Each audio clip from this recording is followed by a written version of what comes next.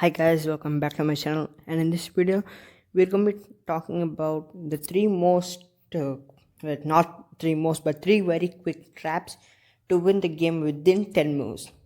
So let's begin. So let's first start off with the legal trap. White plays e4, black then goes e5, then knight to f3 attacking that pawn, knight to c6 defending, white with a little aggression move, c4 bishop, and black protects the e5 pawn again. But this is a bad move because it blocks the what do you say bishop's diagonal, because the bishop on f8, it only has one square to move to now.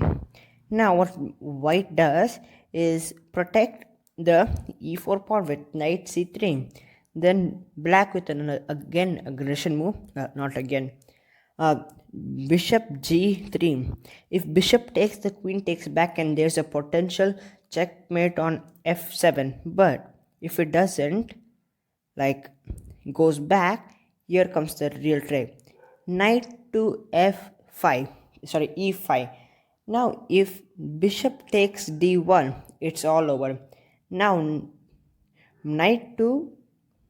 bishop to f7, the knight is protecting it, and king comes forward, it's all over with knight to d5, checkmate. Now second is the Damiano Gambit. So it starts with normal e4 and e5. Now knight to f3 and pawn to f6. Now what white does is unbelievable. Knight takes e5. Basically, it is a knight sacrifice.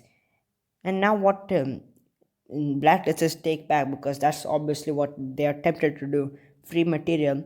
Now queen to h5, attacking the king. The king, if it doesn't move and plays g5, well, the queen can come to e5 and basically make a fork and capture the rook early on. So instead of doing that, the king moves away, but the queen still takes e5, and it needs to move away again. And now we bring the bishop into the game. It attacks. King to g6 and queen attacking again on f5, and the king moves to h6. Now a little discover attack.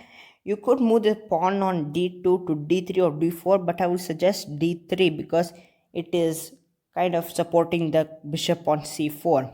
And again the king is checked, and the king needs to block with g5 because it cannot go to h5 because the queen is attacking. And when it does that, if we play h4, it's basically over. But at this point, the king, it has run all over the board and it can't do any farther. So this is the Damiano Gambit, and white gets an early start. And as you can see, none of the black pieces are developed, and for the white piece, the king is actively involved in the game, so is the bishop, and the bishop on c1 is looking very dangerous.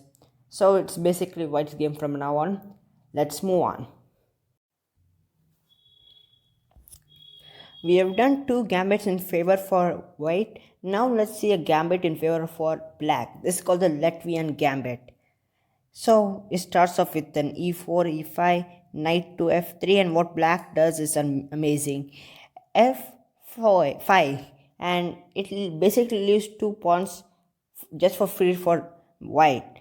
And now f5, knight takes f5, free pawn. Bishop to c5, and another free pawn for white on f5. And now what black does is amazing. Bishop takes f2, losing even more material. Now the queen swoops down to h4, again checking the king. The king might not like the other three spaces where it can go, but leaves it a little bit more vulnerable. So it might think it's cozy in g1, but it's exactly the opposite. Queen to d4 ends the game. So if you like this video, please do like, share, and do subscribe. Thank you and bye.